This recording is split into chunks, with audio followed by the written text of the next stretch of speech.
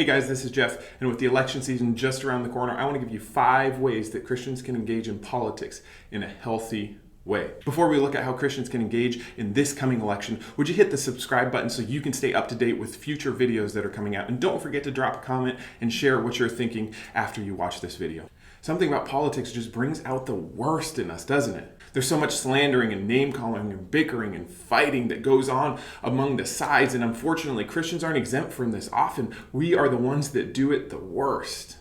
And I think it's important that we figure out how we can engage in politics in a healthy way, because what we do, what we say, tells those around us something about Jesus. You are his representative. So let's look at some ways we can and should engage in politics. Number 1, consider the stances, not the party. There's something I think we need to acknowledge. As Christians, we need to acknowledge this, and I know it's going to make some of you a little bit uncomfortable, but I think it's a really important point that we need to get. If you are a Christian, you need to support truth on both sides. And if you are a Christian, you need to stand against evil on both sides. We have no problem pointing out the evil in their party. We have no problem pointing out the truth in our party. But as a Christian, as a follower of Jesus, we need to boldly stand for truth. And we need to boldly stand against evil. So this election season, look past the party lines and look at the stances. Look for truth and stand against evil. The second thing we can do to represent Jesus throughout this election season is we can behave like Christians. Do you know what the word Christian means? It literally means little Christ. Originally, it was used as a derogatory term towards Christians, but the title stuck.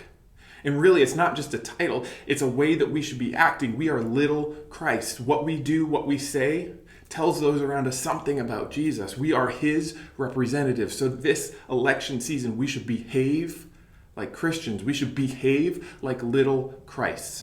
Maybe the area that we struggle with this the most is politics. And listen, I get it. You hold your political convictions tightly. You think you're right, and maybe you are. But you can be right in what you're saying, right in what you believe, and wrong in how you live it out. Just because you disagree with someone doesn't give you the right to be a jerk. What you do and what you say tells those around you something about God. Paul wrote this letter to the church in Ephesus, and in this letter he said to them, "Conduct yourselves in a manner worthy of the gospel." He's encouraging and challenging this church that's struggling to conduct themselves, to interact with the community around them in a way that is worthy of the gospel. So I want you to ask yourself, are you conducting yourself the way you interact with your coworkers and your neighbors and your family and your friends, the things you post on social media, the comments you leave in the comment section? Are you conducting yourself in a manner worthy of the gospel? If you call yourself a follower of Jesus, you have to act like one. The third thing that we can do to represent Jesus through this election season is we can pursue unity with Christians that vote differently than we do. There are Christians that are Republicans. There are Christians that are Democrats. There are Christians that are somewhere in between. And listen, you need to catch this. They have good reason for believing what they believe. And if you were in their shoes, if you lived the life that they live, you would probably vote as they vote. And I know you're sitting there thinking, no, I would never vote for them. I would never vote for that party. I can never support them because of fill in the blank. But they have good reason for voting the way that they vote. But that's not really the point I want to make. The point I want to make is that as Christians, we should be united together and not divided by our political affiliations. We should take time to listen to Christians that think and vote differently than we do. Maybe the question you're asking is, how can I be unified with that party or with that person or somebody that supports that candidate? Because they're wrong. And maybe they are, but we can be unified together because we follow Jesus. And if you claim to be a Christian, if you're a follower of Jesus, we can find unity in that. And every other issue is secondary. And then together, when we find unity, we can stand against evil in both parties, and we can stand for truth in both parties. See, it's Jesus that brings us together and allows us to find unity. So, are you in your life pursuing unity? Have you bashed people from the other political party before? Would you have somebody that votes differently over your house for dinner? Do you actually know why that person you can't stand votes the way that they do? Do you think about the people that you're bashing, that they are created in God's image? Are you pursuing unity with other Christians, or are you creating division? All right, the fourth thing that Christians should do this election season is engage, but don't worry. We live in a country that gives us the right to vote, and we should take advantage of that privilege that we have to vote and to engage in politics. But often what happens is that we engage out of fear. We engage out of a reaction to what they're doing over there, and we shouldn't engage because we're worried.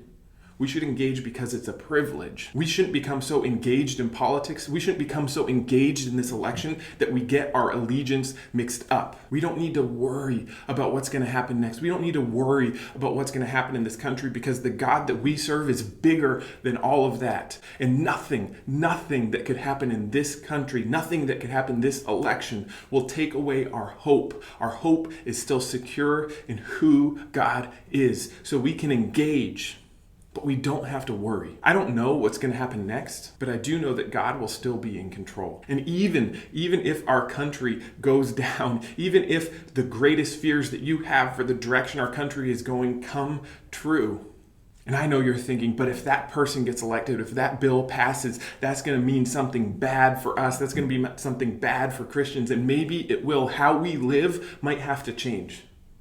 Life might get a whole lot more difficult, but listen, don't put your hope in that thing. Because even if things change, even if our lives have to change, even if life gets a lot more difficult, our hope is still secure in God.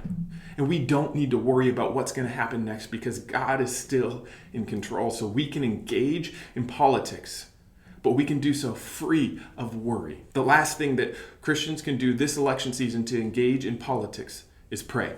Maybe you think this is kind of like a duh statement. Of course we should pray. But I think in all the chaos and all that's happening that we often forget to pray, or at least pray regularly. If you are a Christian, if you are a follower of Jesus, you should be praying regularly for the leaders on both sides. You should be praying for our country. You should be praying against evil. You should be praying for the church that we could boldly stand for truth, that we could stand against evil, that we would pursue unity with each other despite our differences. You should be spending regular time praying and asking God to move in this country. So, before you post that political rant, before you say that comment, before you engage in that conversation, pray. Pray first, engage second. Pray first, engage second. Really, that's how we should act in all situations. We should pray first and engage second. Followers of Jesus should be known for praying and for seeking God and then engaging. Yes, Christians should be involved in politics. Yes, Christians should engage in this election. But the way that we do it should be drastically different than the rest of the world. Because we don't have to do so out of fear or worry. Because our hope is not in the next president or the next social program. Our hope is in Jesus. And that hope is secure. And the way that we engage in this coming election should tell those around us something about Jesus. And let's make sure that what we are telling them is that God is full of truth and love and grace and peace and hope. So engage this election season, but do so in a way that represents Jesus well. Don't forget, hit the subscribe button, leave a comment. I'd love to engage in a conversation with you.